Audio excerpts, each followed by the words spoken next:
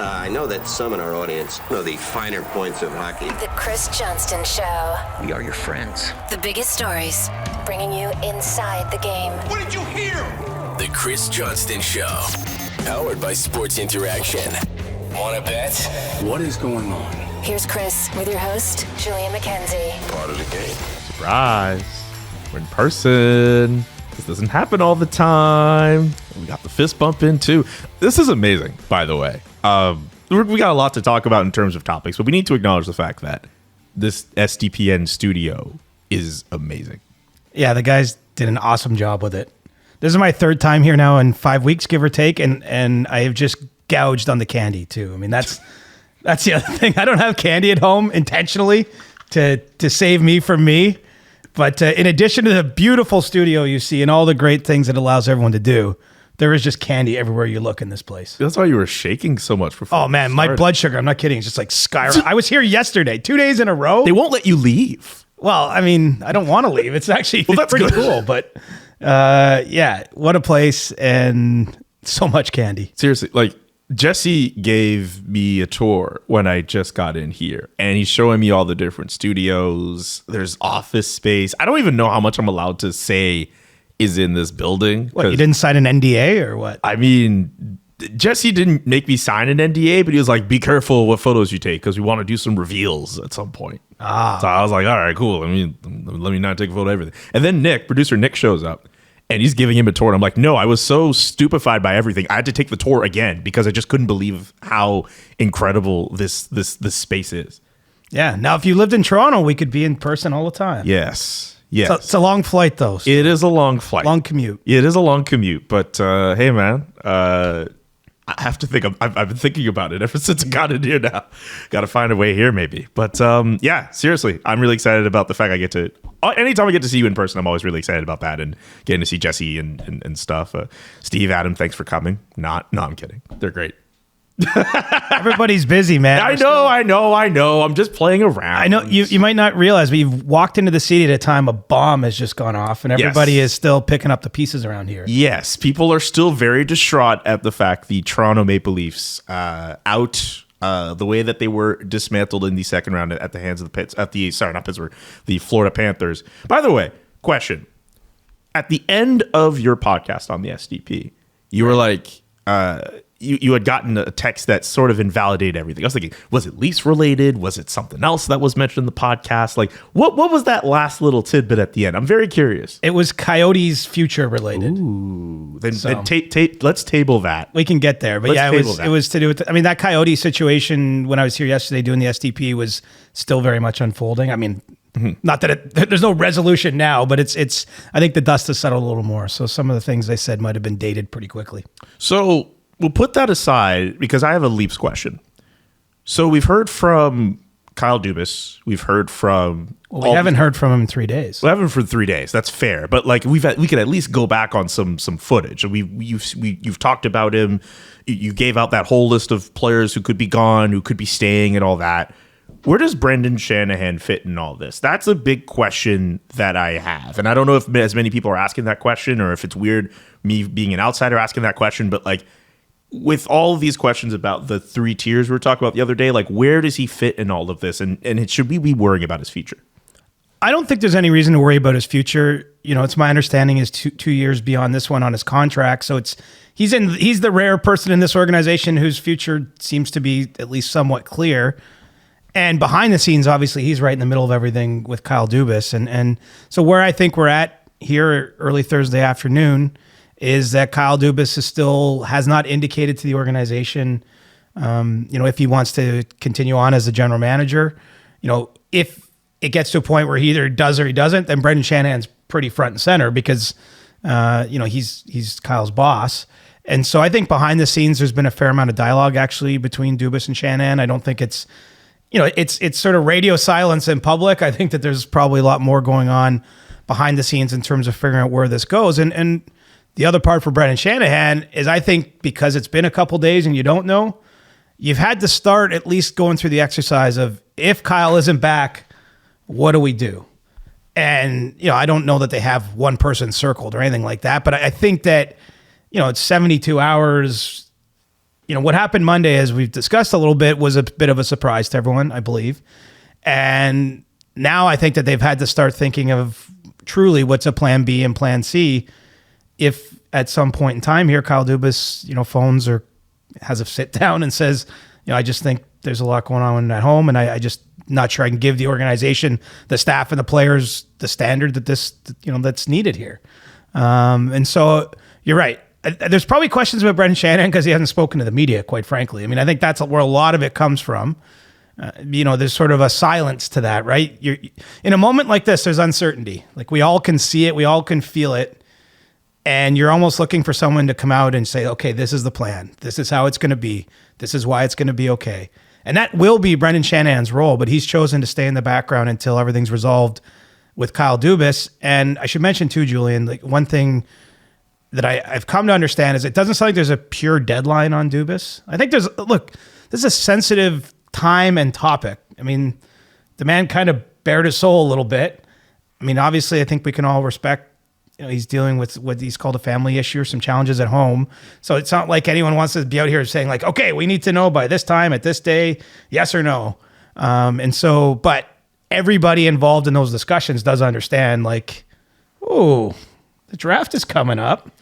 Ooh, player meetings. We're going to have to figure out what we're doing with certain players, and we maybe have some big trades to consider, and even things like issuing, qualifying offers to restricted free agents is like, if you look at the June calendar of events in the NHL, there are a million deadlines to do with contractual related things that obviously Brandon Pridham and other people still working in the Leafs front office can kind of handle, but ideally you want the person at the top to be comfortable with it. So, man, it's you asked a simple question and it's a bit of a long answer, but to get back to the very premise of the question, I don't have any reason to believe Shanahan's job's in danger or anything like that, but I think he's navigating a pretty delicate situation behind the scenes. Okay. I didn't expect all of that from that one question, but I'm glad I got all of that, because that I do think it's a genuine talking point with Brendan Shanahan's future, as much as it is with Kyle Dubas, Sheldon Keefe, which, I mean, in terms of the silence as well, we still don't know up to now if he's going to stay or not. No, and we're kind of at a late hour in the offseason too, right? Like, relatively speaking. We could look around and talk about, Pittsburgh looking for its new general manager, Calgary looking for a new general manager, the Rangers and Columbus and a couple other teams looking for a head coach. But those processes are all ongoing to a certain degree. There's been interviews. In some cases, there's been multiple rounds of interviews, and even candidates told they're not, the Leafs would be starting at zero right now to replace a general manager potentially, to replace a head coach potentially. I almost think amid that uncertainty, it's hard to think about replacing a president. I mean, Brendan Shanahan is the top hockey voice in the Maple Leafs organization. It's his job primarily to deal with the board, which obviously sets the directive for where MLS&E goes. That's a huge corporate structure that includes the Raptors and the buildings and the TFC and all this other stuff. But it's Brendan's job to see the hockey department forward. And so if you're contemplating maybe Dubas not being back, which I think we have to, I should say, it's hard to know. Like, he only knows what's going on. Like, I would just be guessing, but it does feel like the longer it goes on, you just wonder, man, like, he really might not be back. Like, this, he might, again, I don't want to go too far into what could be going on, but you start to get that feel like the longer he's not back, you're like, what's happening back there? And so you're going to need Brendan Shanahan to make potentially the next hire there. And then obviously there could the head coaching position maybe isn't quite as urgent because you're not having training camp till mid-September. So, but the general manager needs to have his or her hand on top of things quickly here, and that's why I do get the sense if, and again, hypothetical but if there's no Kyle Dubas in the picture, if he chooses to move on, I don't think they're going to go for a rookie GM again. I think because of how tight this window is, how critical the decisions facing the organization are, it's tough to throw anybody into that, but I think it would be even tougher to elevate someone who's never done the job before. And so, you're probably looking at candidates, and there's a number of them out there that have at least been a general manager prior in their career. Last thing before we do the little You Can Bet That segment, we'll get to some of the other GM searches going on. You mentioned the silence. You mentioned the fact that people it's in this deafening. Like, how are you handling it? How are other Toronto media types handling this? I know, like, when Calgary was going through its silence with whether or not Brad Treliving was coming back, and Daryl Sutter, that was just a long period of time where we would be, me and media colleagues would be at AHL games, and we say, "Oh, hey, there's Daryl Sutter in this section all by himself. Does that mean he's coming back? Does that mean he's not coming back?" Like, I know for me, it's like it would be very what's the word I'm looking for? I'd be very annoyed. No, I'm not annoyed. I mean, I'm fascinated, if anything, because this is so not what I expected. I mean, keep in mind, we're only 2.5 weeks removed from, I was in Tampa and they just won their first series. Like, it felt like this kind of offseason maybe wasn't coming. I mean, there was obviously going to be big choices with Matthews eligible for his extension, all that. Like, it was clearly a big organizational summer, but the scope of it has grown larger and faster and more unexpectedly than I ever could have imagined. And I think even some of my media colleagues, honestly, Monday was a long day. Like, it was a long day, and Kyle spoke maybe 7 hours into when we got there. And I think obviously in the moment you recognize the emotion. Like, if you were awake, you recognize that this was a little unusual, but I'm not sure we all fully processed, the possible ramifications of this. And that's what I think has sunk in now. Is on Tuesday, nothing. Wednesday, nothing. Thursday. Well, I mean, I'm not saying we're Thursday now. As reference, this team has announced a big trade at 11:30 at night. So I'm not going to say I'm not saying it's not happening Thursday until it's 11:59. But still, we're most of the way through the business day on Thursday, and there's nothing. And so you start to think like, wow, this is something. And then of course you go back and you watch what was said. You start to think about the ramifications. In my case, a big part of my job is talking to other people around the league, and you hear some of their opinions, and that it really was a bomb. I don't know that we recognized it was a bomb. If I read some of the coverage, even my own story written in real time, like, I'm not sure we recognize that could literally have been potentially the end of Kyle Dubas' run, just because Kyle's 37. And as I've said, whatever you question about him, like, you might not like everything he's done. That's fine. That's a normal GM. There's lots of room for commentary on the decisions made. But like, he was all in on this team, on this organization for his, a huge chunk of his working life. Everybody in place, he's got ties to, how much he cares about them. Like, the reason he's yelling in that press box in Tampa, obviously he's running hot in the moment, but he was defending Morgan Riley because he cares about him to that degree. Like, whether or not, again, you like that or not, you know how much he's invested in this. And especially as it's become kind of clear that MLSE wants to keep him around, your brain just goes like, he couldn't walk away, could he? I mean, you never know what anyone's going through, right? No. Well, and that's true of everyone in wherever you work. It's especially true of people you only know through the television screen or through your phone screen, like, that you don't really know. You don't know what's going on behind the scenes. And we don't know, and I don't know, I should be very clear, exactly what's going on with Kyle Dubas. But clearly that we're this far down this week without clarity tells me that there's a very real chance he's not back. I mean, I'll call it now, having no real knowledge of the situation. I don't think we go past Monday without some kind of clarity on somebody. Right. It's a holiday Monday up here in Canada, too. In Victoria Day, yes. I mean, it's again, I don't think the Leafs are a prisoner of the business schedule, the banking hours, quote unquote, schedule. But I think ideally they'd want this settled before the weekend, just because do you really want to be calling a press conference on Saturday of Victoria Day weekend? Probably not. That being said, and I promise you I'm not complaining. I got no big plans. So I was about to ask, what were you doing for Victoria Day? I'll be around the city and ready to work if need be. Okay. Nothing. I mean, I'm looking forward to a relaxing weekend, hopefully.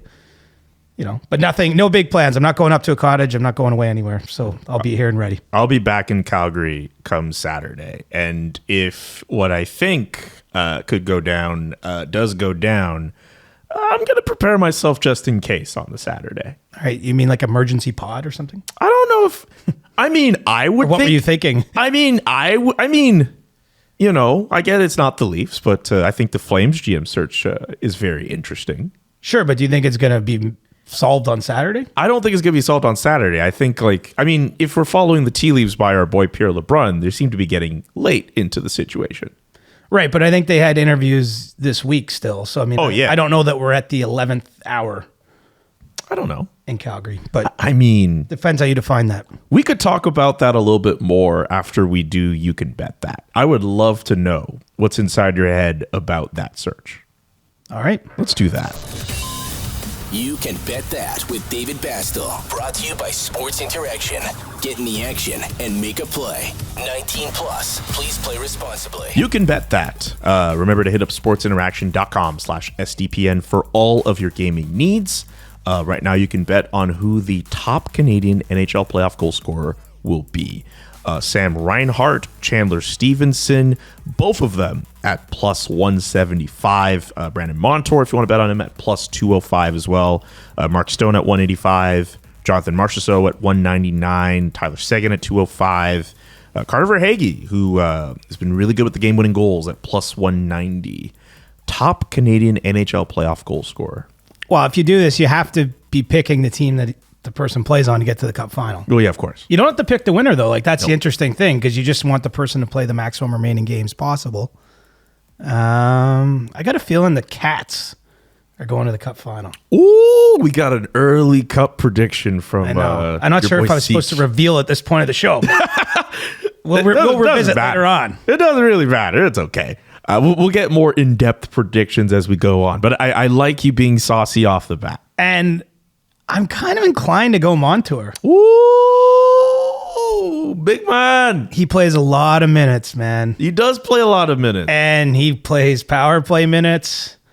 And he's got that swagger, even though Verhaeghe has the swaggy nickname. He does. And so I think that if the Panthers have success, if they do reach the Stanley Cup final, Brandon Montour will continue to be a big part of it.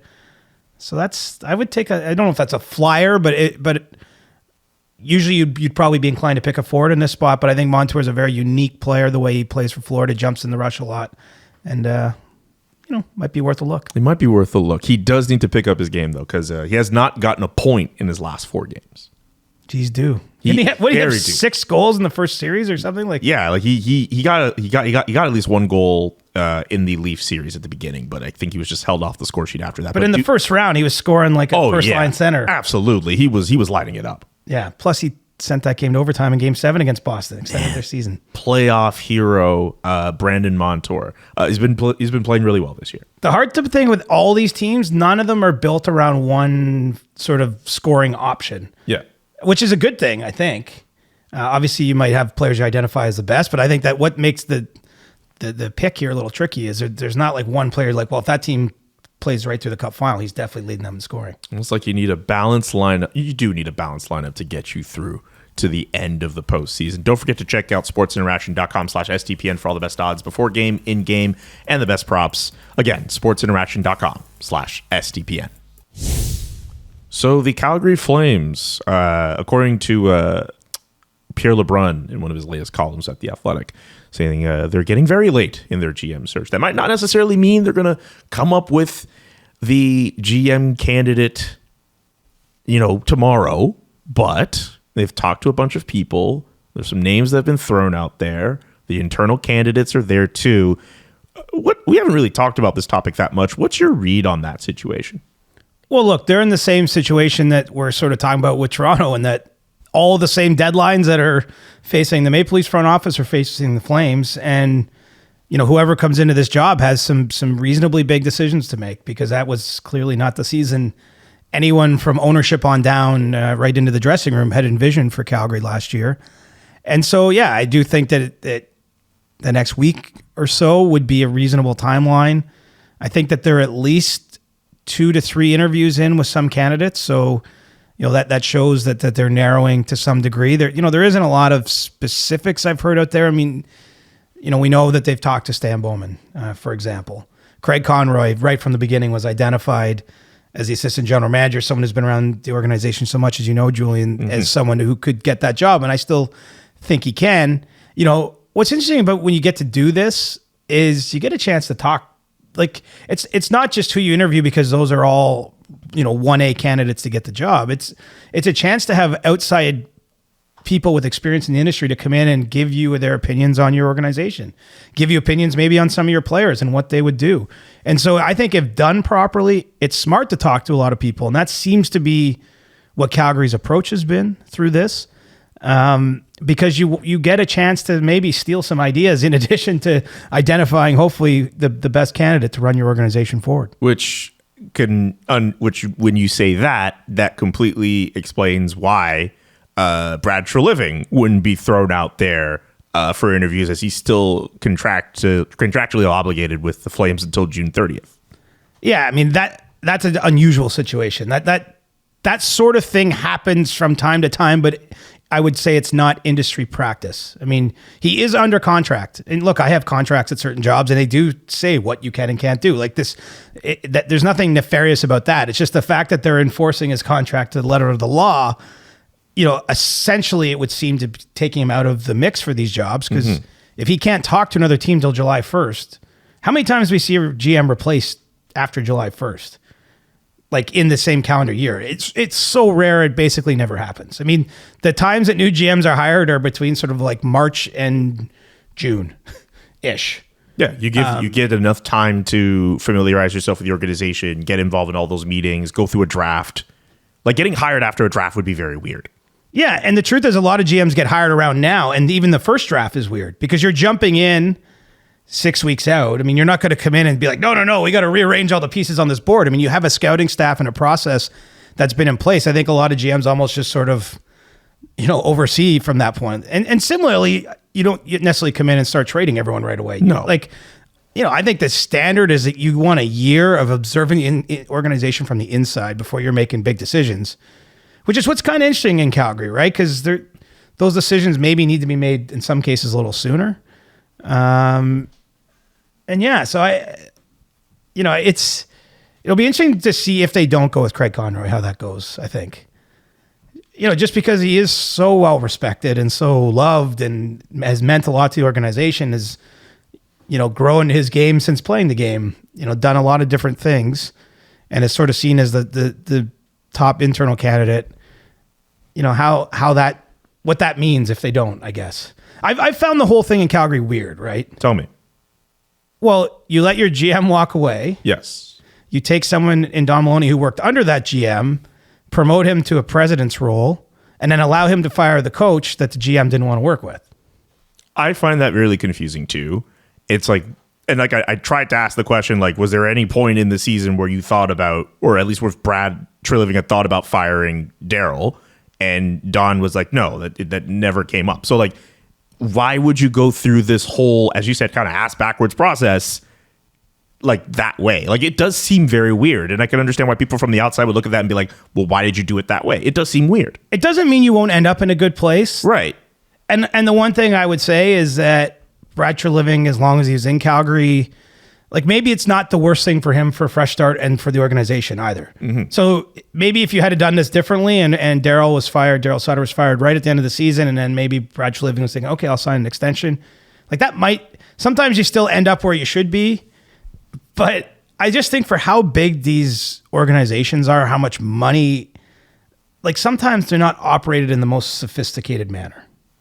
Yeah. And again, I'm not levying that criticism just at Calgary. Like I see that time and time again this time of year. I mean, a lot of things happen, and from a fire, like that just doesn't add up to me. Yeah, it does kind of read like a weird situation. I'm still obviously being the new guy there, getting a sense of how things are run. Like that just seems very weird to me. And just we can spin our wheels about that, but all that for Brad and whoever his replacement's going to be. I'll just say this.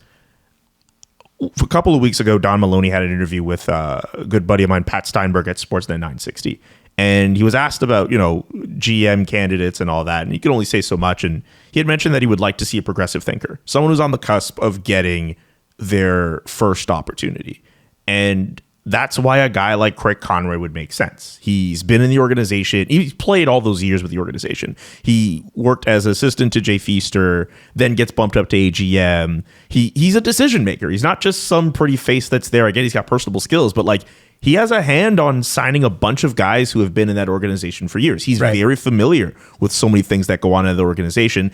And yeah, he had the interview for a Buffalo job a couple years ago. This is a guy who kind of fits that description.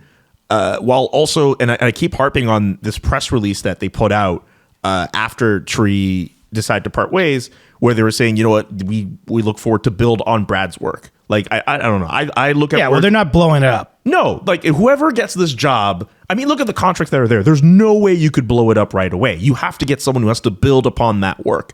And if you get someone who not only, can build on that work, but is very familiar with how that work was done, I don't think Craig is the worst hire. I think he'd be a really good hire personally. That wasn't a strong statement, though. I don't think he's the worst hire. Okay, that's fair. I don't think I say that because I see people say, you know what, Eric Tulsky should be there, Brandon Pridham should be there, all these newer, younger guys, like guys who would genuinely get that chance. But like, I see people that go, you know what, they got to blow it up and they got to get some newer voices. I don't feel as if Craig Conroy would be this bad voice. I think he would be a good voice. Oh, now let me put it this way, because this actually applies not just to the Calgary job, but I think it's broadly. Sure. If you bring someone in externally, and this is something that the public, even a lot of media members, don't think about, like that means everyone that you're now working with, if you're that person, has been there, right? So all the reasons that you are, where you're hiring a new GM because shit's gone wrong usually, is still there. And how long does it take to actually figure out who's worth keeping, who should maybe be promoted, who's got in the wrong spot, whose talents aren't being best used? That takes a long time.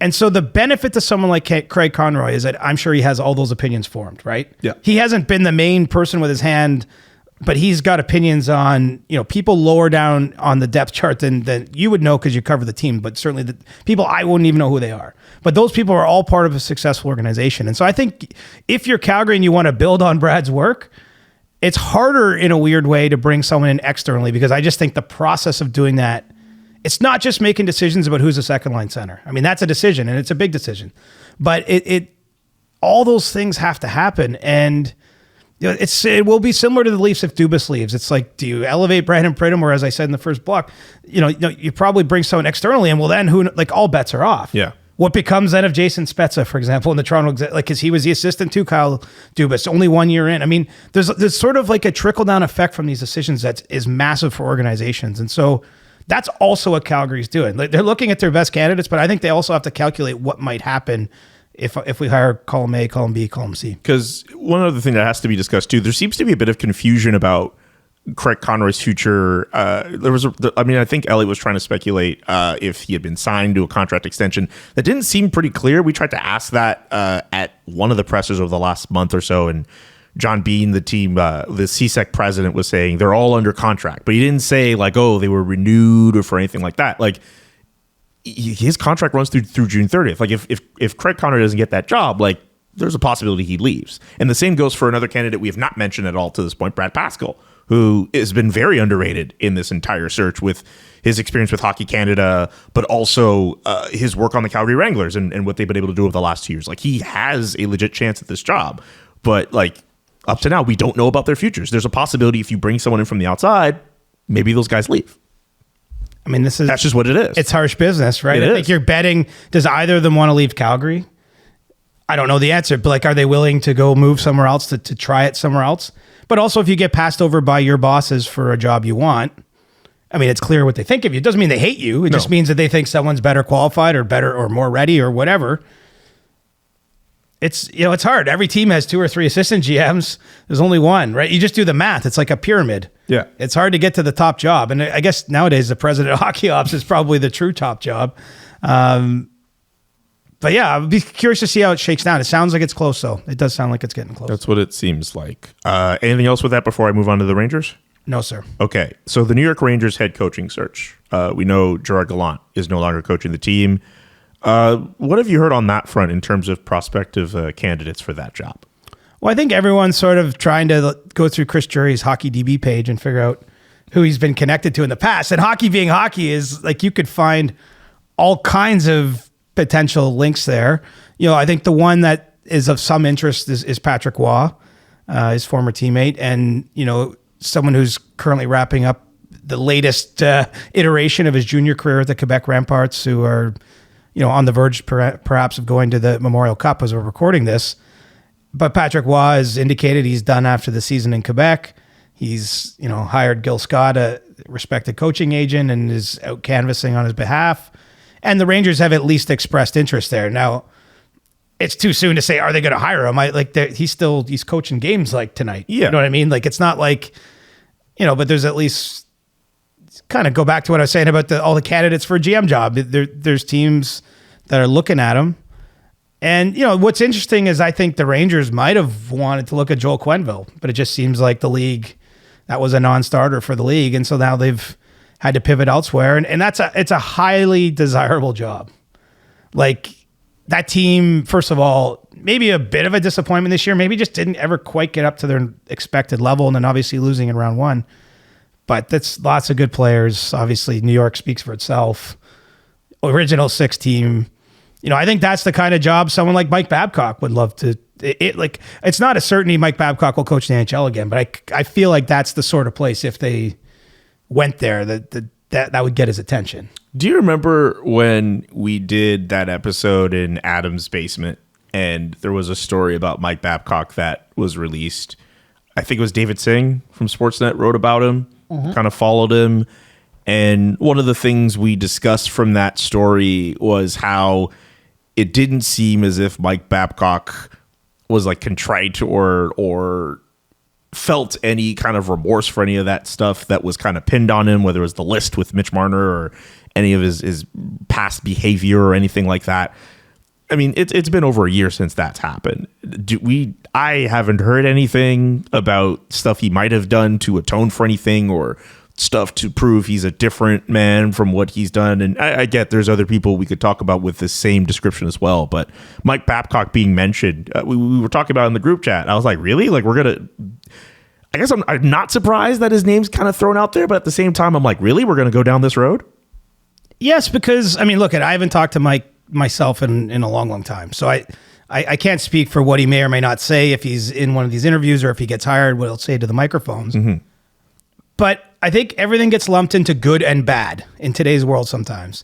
And on the range of like Bill Peters to Mike Babcock to maybe even Joel Quenneville, like how you evaluate their actions or what's happened, like it's not all the same thing, in my opinion. Right. And so I would get, if we're talking about Bill Peters, why you would just say, yeah, like there's not a discussion about hiring him. No. I think where Mike Babcock is, clearly he's made mistakes.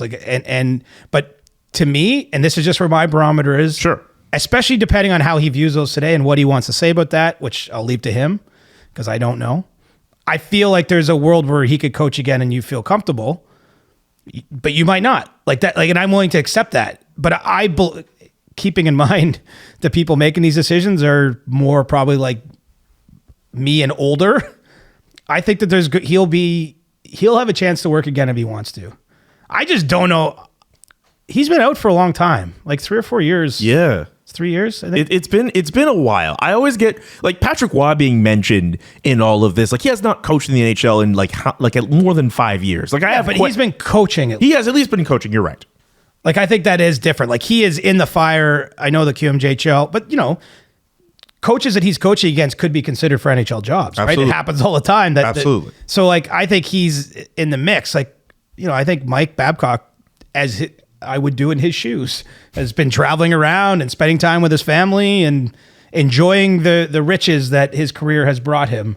You just wonder, I know how competitive he is, but I don't know if he gives a shit about the way he went out, right? Like, I don't think he feels like he's got to go prove something. It would just be, I think if you hand him a team like the Rangers, that's the kind of scenario he would be back in. Like, the idea that you go in there, it's probably a couple year commitment. We're not talking a rebuild. And it's like, can I take what is clearly a really good team and get them to the next level and maybe win a cup? My thinking is, you're putting him in a good situation. You're not like, I know he was interviewed or discussed in Columbus. I'm not saying that isn't a good situation. It's just not a good situation for a veteran coach, I don't think. and also for a guy who's won a cup and has been in the bright lights of Toronto. Like, would you? No disrespect to Columbus, would he look at a team like Columbus as like small fries compared to like the Rangers, where it's like you're not getting any bigger than that in the NHL? I don't know about that. Like, as weird as it sounds, I'm pretty sure he had a property in Ohio at one point. Okay. Like, I don't know if it's a city or organizational based thing. It's just more where Columbus is. Like, Columbus is 2 years away from being 2 years away, right? Like, they're kind of in a rebuild. you know, they don't have a first line center or maybe a second line center. You know, like they just need a lot. They're turning things over there. They were hoping to win the Connor Bedard lottery. Like they could have used like Connor 6 or 7 other teams that had like a legit, you know, shot by the numbers. So I don't see him fitting there.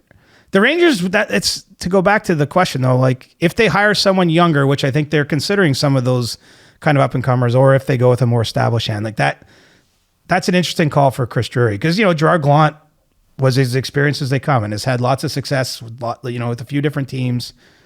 And, you know, after 2 years of making the playoffs, boom, punted.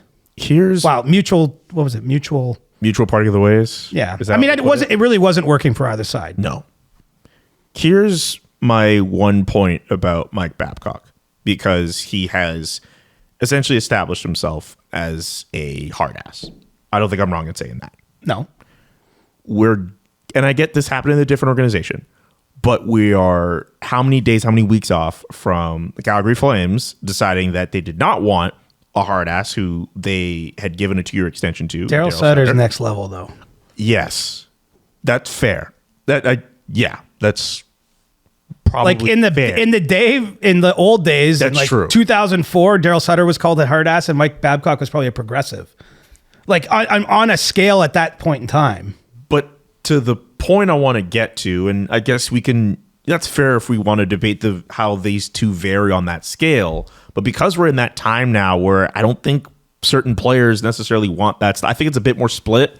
And I think some of those bigger voices, maybe especially in that Rangers locker room, who might not want a voice like that, they would say something now. They would say like, okay, we all know we see that Mike Babcock has all the accolades and all that. Like, is he the guy we want in that room?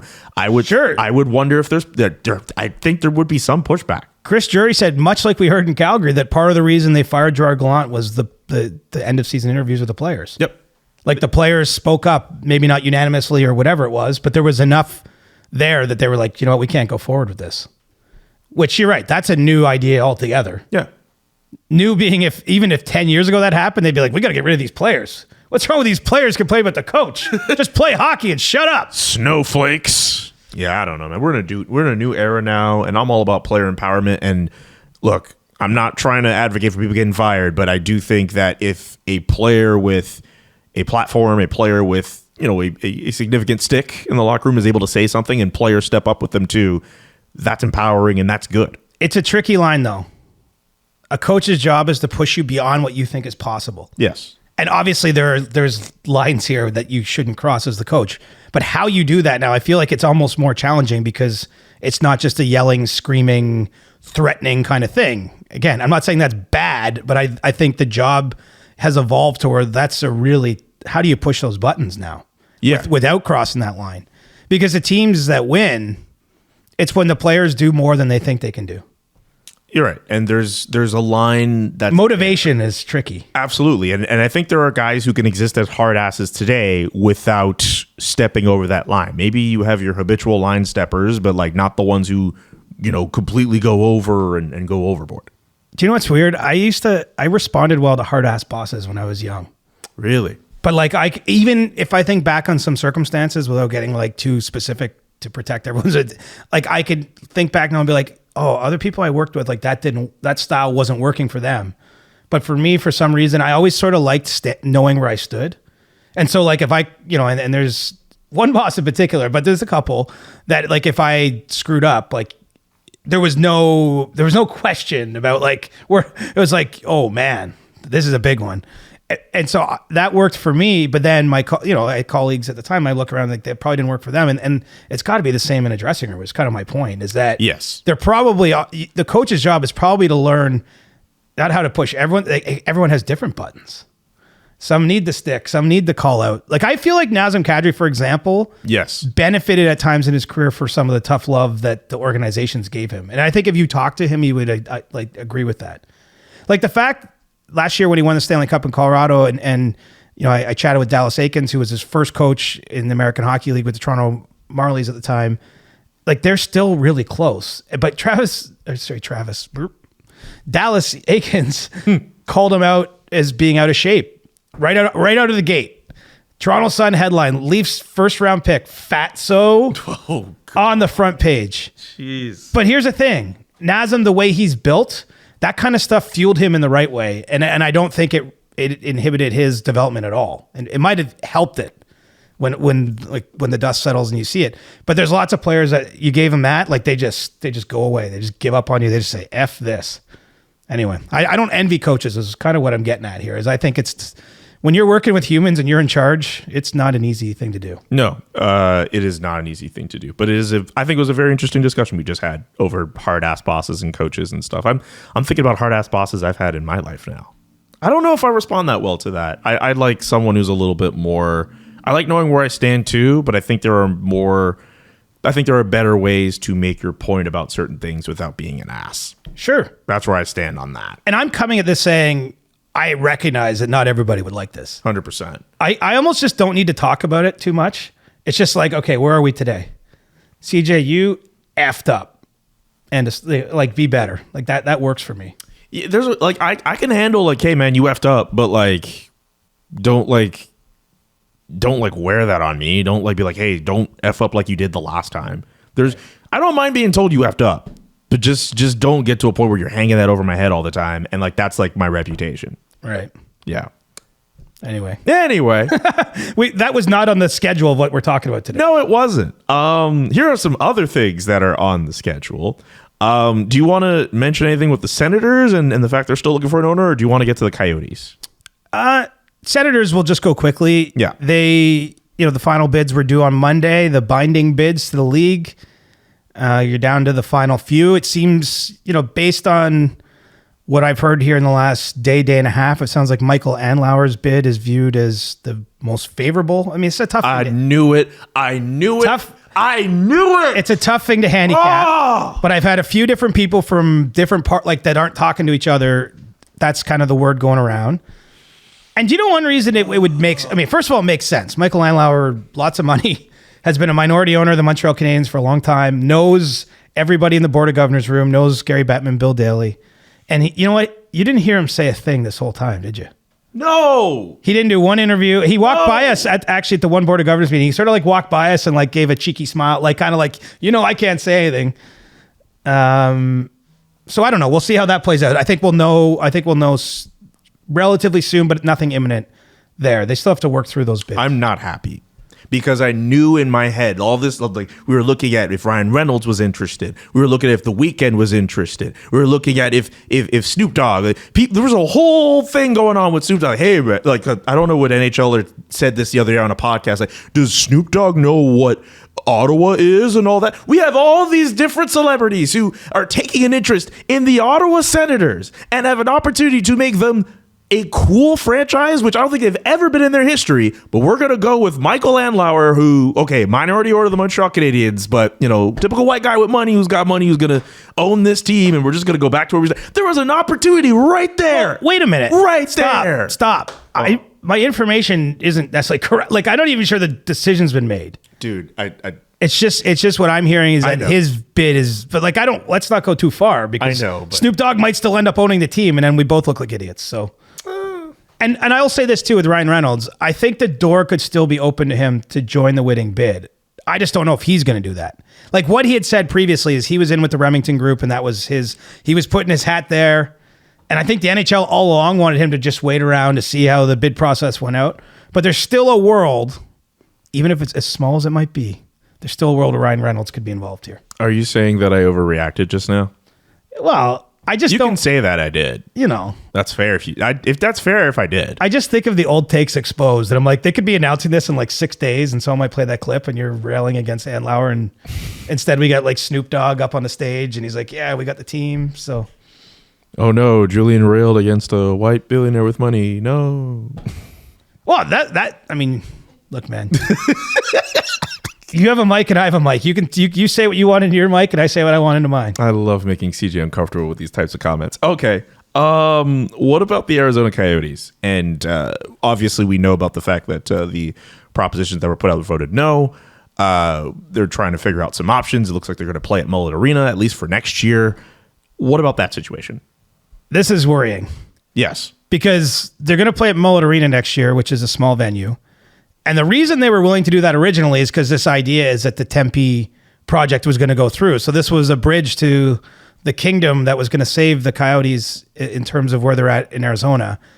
And now, unless something works out with this new owner of the Suns in Phoenix, with an opportunity maybe to join his group, I mean, we'll see what else they can come up with, but I don't see a lot of other options for them in Arizona. Like, I'm telling you, a lot of work went into trying to get that Tempe entertainment district built. Like, that goes back 2-3 years. Like, I don't think you can just pivot now and be like, oh wait, take those renderings and put them in this other vacant spot of land. And so maybe things will work out with the Suns. Who knows? I would have guessed that Arizona was being moved many years ago just because they haven't been able to get this in line. This is not a shot at their fans at all. No cheap shots coming from this podcast. No. I've been down there lots. It's not about the people, but it is about the situation. It's not a viable business the way it's being run. And so I'm just worried that if we get into next season, or I'm talking a couple months from now, and it becomes clear there's just no hope for them in Arizona, that you have like an Oakland A's scenario going on where it's like a phantom team where the locals know it's not sticking around, where it's all just about, hey, are they going to Salt Lake City for 24, 25? Or are they going to Houston or Oklahoma City or Kansas City or all these other places they've been rumored to maybe being moved? I think Salt Lake City still is the most likely option if they are moved. But I'm worried about what next season looks like. And we already know, like, the product on the ice. They've gone through an aggressive rebuild. And who knows what other contracts, they got Jacob Voracek on their cap sheet now. I mean, like, the list of players who ended their careers as Coyotes without playing for the Coyotes is long. Isn't Shea Weber on their list too? He got traded, didn't he, again? He got he got traded to Vegas and then he got traded to them. Yeah, he did. Yes. Yeah, exactly. Like, in retirement, he's been traded twice. Yeah. Or in, you can't call it retirement because he's still getting paid. Yeah, exactly. But Get paid. Anyway, that's my thought there is like, this still has to shake out. I think that they were pretty surprised. I mean, everyone knew it was a possibility. You put it to a local vote. Like, you and I can think whatever we want. I mean, we don't know what our neighbors think until they go to the ballot box. And in this case, you didn't know how many neighbors were going to show up. The final number was in the 30%. So I think that's normal for elections, but it's, you're leaving things up to chance with that kind of scenario. So anyway, they're going to play next year at Mullet Arena unless things change abruptly.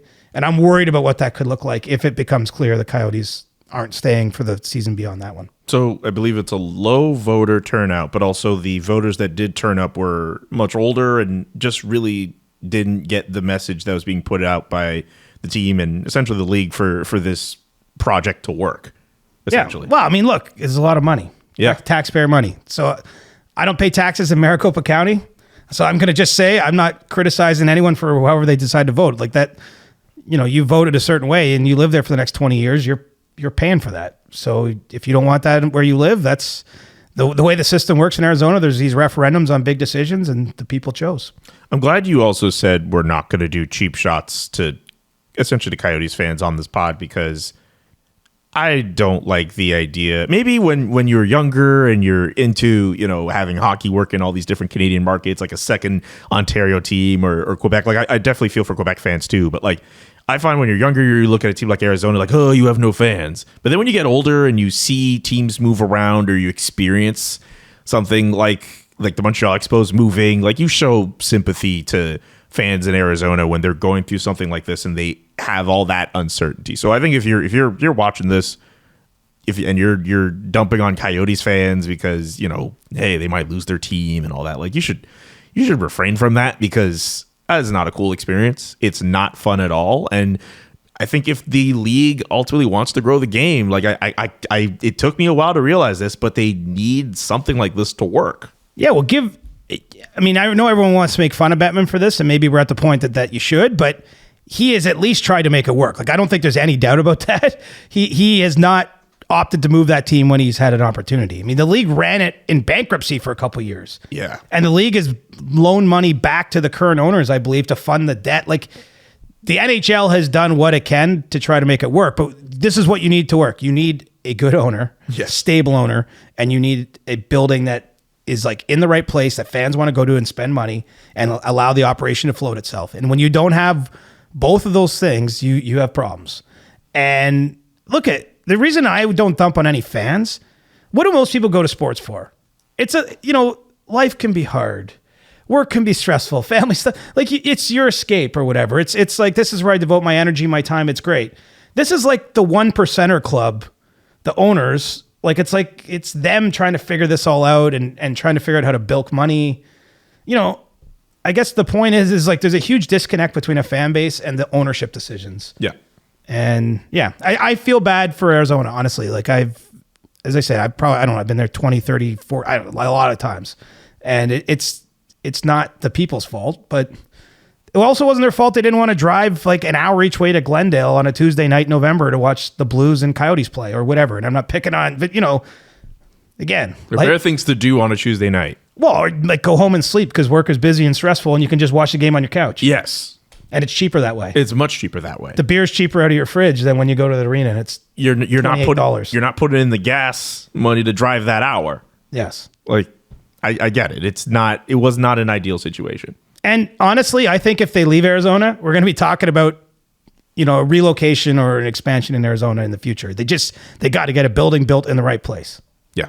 Again, Scottsdale, please. Scottsdale. Is Scottsdale really that cool of a... Yes, it's a top 5 place in North America. So Jesse wasn't BSing when he said top 5 yesterday. No. It's awesome.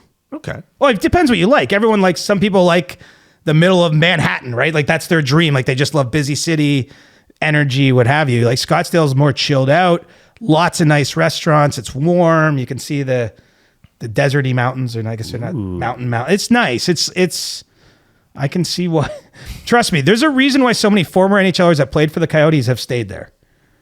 It's a good place. It's, there's some other, but yeah, it ticks a lot of boxes. Before we get to stick taps, do you have predictions for the Eastern Conference and the Western Conference final? Florida Panthers in 6. Over the Carolina Hurricanes. It's very interesting. They're up against a really good Carolina Hurricanes team. You should fade me, by the way. I don't know what my current picks are, but I have not had a good spring. Oh, I've had a terrible spring. And I am going to say the Vegas Golden Knights beat the Dallas Stars in 7. Okay, so I have the exact opposite. Love it. I love it. Also, you could tell that... So you have the Carolina-Dallas final? I have a Carolina-Dallas. Which is a Finn's dream. Yes, that's true. That would be like the all-Finland final. I don't know how many Finns would be involved, but... I've got a bunch of Finnish reporter buddies. This would be their Super Bowl. If we get Carolina, Dallas, and they all come and cover the final, no matter who's in it. But often there's like one Finn in the whole series, right? So like every day they're like hitting that person up. In this case, they'd be overflowing with Sebastian Ahos and Miro Heiskanen, Jesse Puljujärvi, Jesperi Kotkaniemi, like Carolina. Joel Kiviranta. Isn't Rupe Hintz also Finnish? Rupe Hintz. Yeah, like this is... I like that. The Antti Ranta is also Finnish. You're absolutely right. I'm telling you, it would be a massive event for the Finns, and I love the Finns. So, what's the time difference between 7 hours? Of course you know that. I've been to Finland multiple times on vacation, not just for work. Yeah, that's true. What if I were to plan a trip to Finland? Where should I go? Well, Helsinki. Go in the summer, first of all, or now, but go at this time of year because instead of having dark year round or day round, you have basically light all day long. And when the weather's nice, i.e. 20 Celsius and above, it's on the sea. It's beautiful. There's saunas, great like eating and dining culture. The warmest hearted people you could ever meet. So I'd start in Helsinki, and then you got to go to Tampere. That's where the World Championships are currently being held. It's the home of hockey in Finland. It's where the Finnish Hockey Hall of Fame is. The nicest arena in Europe, probably arguably for hockey. Nokia Arena is where the Worlds are, was opened a year or two ago. So I would say go to those two places. But I haven't been the far north of Finland. I actually would like to go to, but it's you need time, and sometimes when I go to Europe, I'm trying to jam in a few things. Yeah. But I might go there this summer. I haven't finalized my plans. But so July, once free agency winds down, I love a sauna, man. You're a sauna man, eh? Yeah. The first time, I must have told the story. The first time I went to Finland was 2012 World Hockey Championship, and I'm covering it. Have I told the story? Stop me. Keep telling it.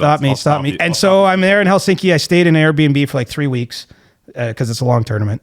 And there was like the old school sauna around the corner. Like I think it's from the 40s. And it's like a giant thing. And it's separate, like it's men only. And so, but I went in there on like a Friday afternoon, and everyone's speaking Finnish naturally, but I could hear them. They're like, I don't understand the language. Runtanen, Kappinen. Like you could tell they're talking about hockey. Yeah. And then one guy comes over and he just like gives me a beer.